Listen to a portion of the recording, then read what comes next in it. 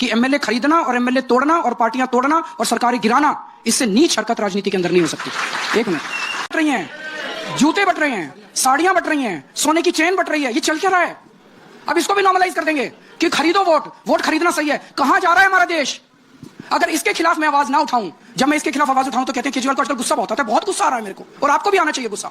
आपका देश लुट रहा है, मुझे बहुत गुस्सा आ रहा है और आपको भी आना चाहिए गुस्सा। तो ये आप हरियाणा में फोन कर लो, इनकी 20 राज्यों में सरकार है बीजेपी की, 20 राज्यों में से एक भी राज्य में ये 24 घंटे बिजली नहीं दे पाए। गुजरात में 30 साल से सरकार है, 30 साल में अभी तक ये 24 घंटे भी, पूरे देश में अकेला दिल्ली है जहां 24 घंटे बिजली आती है। क्यों? में से किन किन लोगों को लगता है कि अच्छे स्कूल बनने चाहिए? आप में से किन किन लोगों को लगता है कि अच्छे अस्पताल बनने चाहिए? आप में से किन किन लोगों को लगता है कि अच्छी सड़कें बननी चाहिए? आप में से किन किन लोगों को लगता है कि अच्छा पानी आना चाहिए? आप में से किन किन लोगों को लगता है कि बीजेपी के प्रश्नों के जवाब देने चाहिए? एज अ जर्नलिस्ट भी आपको लगना चाहिए ना भाई, बहस ये हो रही है कि एक मुख्यमंत्री का मकान बना दिल्ली में, उसी समय उसी कोरोना के समय एक प्रधानमंत्री का मकान बना दिल्ली में ही बना। एक के ऊपर आरोप लग रहे हैं कि बहुत आलीशान है। हमने कहा दूसरा भी आलीशान है। ट्रांसपेरेंसी के लिए एक दिन के लिए सारे जर्नलिस्ट के लिए दोनों मकान खोल दीजिए, जनता अपने आप फैसला ले लेगी कौन सा राजमहल है कौन सा शीश महल है। अच्छा, आप हरियाणा में फोन कर लो, इनकी 20 राज्यों में सरकार है बीजेपी की, 20 राज्यों में से एक भी राज्य में ये 24 घंटे बिजली नहीं दे पाए। गुजरात में 30 साल से सरकार है, 30 साल में अभी तक ये 24 घंटे भी, पूरे देश में अकेला दिल्ली है जहां 24 घंटे बिजली आती है। क्यों? मैं इंजीनियर हूं, मुझे इंजीनियरिंग आती है। इंजीनियर होने के नाते मेरे को पता था बिजली कैसे देनी है 24 घंटे। मैं इंजीनियर हूं, मेरे को ये पता है पानी कैसे देना है 24 घंटे। आप मेरे से पूछो कैसे दोगे पानी, मैं अभी सारा फॉर्मूला बताऊंगा। लेकिन ये बीजेपी ने ये कहा, आपको इस पे क्या कहना है? कांग्रेस ने ये, अरे कहने दो ना यार। अच्छा, आपको पॉलिटिक्स बिल्कुल नहीं आती? मेरे को बिल्कुल नहीं आती। तो मीडिया पर लगातार कि भाई आप चुनावी हिंदू हैं, दिल्ली के राजा बाबू हैं। आप में से किन किन लोगों को लगता है कि अच्छे स्कूल बनने चाहिए? आप में से किन किन लोगों को लगता है कि अच्छे अस्पताल बनने चाहिए? आप में से किन किन लोगों को लगता है कि अच्छी सड़कें बननी चाहिए? आप में से किन किन लोगों को लगता है कि अच्छा पानी आना चाहिए? आप में से किन किन लोगों को लगता है कि बीजेपी के प्रश्नों के जवाब देने चाहिए?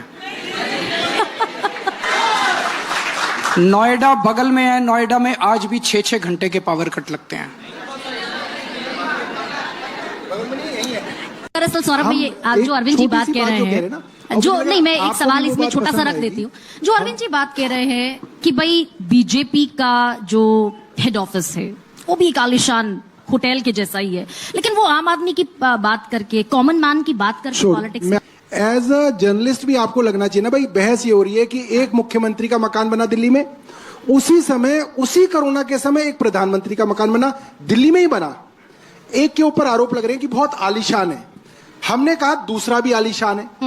ट्रांसपेरेंसी के लिए एक दिन के लिए सारे जर्नलिस्ट के लिए दोनों मकान खोल दीजिए, जनता अपने आप फैसला ले लेगी कौन सा राजमहल है कौन सा शीश महल है। अच्छा, 2013 का चुनाव हमने देखा, तब आप नई नई राजनीति में आए थे। उस समय आपका एक अलग ऑरा, एक अलग एग्रेशन से चुनाव लड़ रहे थे। 2015 का चुनाव हमने देखा और 2020 का चुनाव देखा। अब 2025 का जो चुनाव है वो बिल्कुल आपका एटीट्यूड, आपका एग्रेशन बाकी दो चुनाव से बदला हुआ दिख रहा है।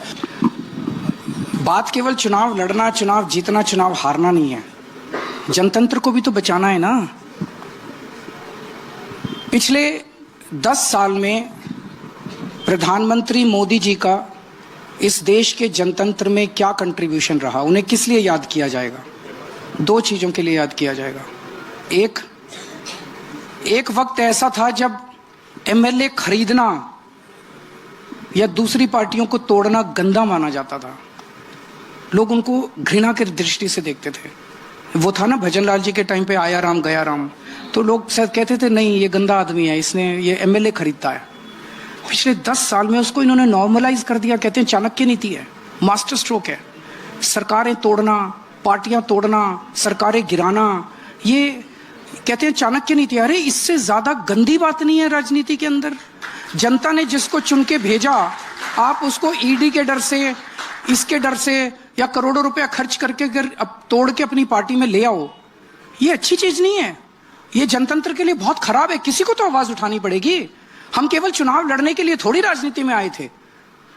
दूसरी नॉर्मलाइज कर रहे हैं इस बार एक इसको नॉर्मलाइज कर दिया, बहुत खतरनाक है देश के लिए। इसे हमें दोबारा देश को खड़ा करना पड़ेगा और आवाज उठानी पड़ेगी 140 करोड़ लोगों की कि एमएलए खरीदना और एमएलए तोड़ना और पार्टियां तोड़ना और सरकारें गिराना, इससे नीच हरकत राजनीति के अंदर नहीं हो सकती। एक मिनट। दूसरा, इस बार इन्होंने नॉर्मलाइज कर दिया जो आज तक कभी नहीं हुआ।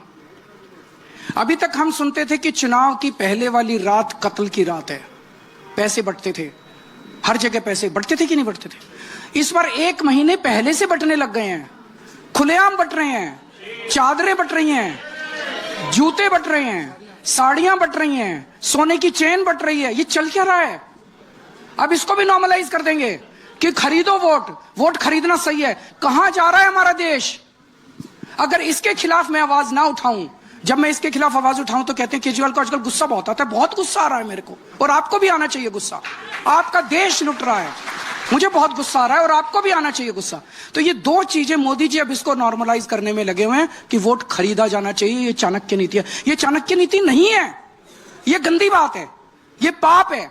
वोट खरीदना पाप है, एमएलए खरीदना पाप है, सरकारें तोड़ना पाप है, लोगों को पैसे बांट के उनका वोट खरीदना, उनको इन्फ्लुएंस करना पाप है।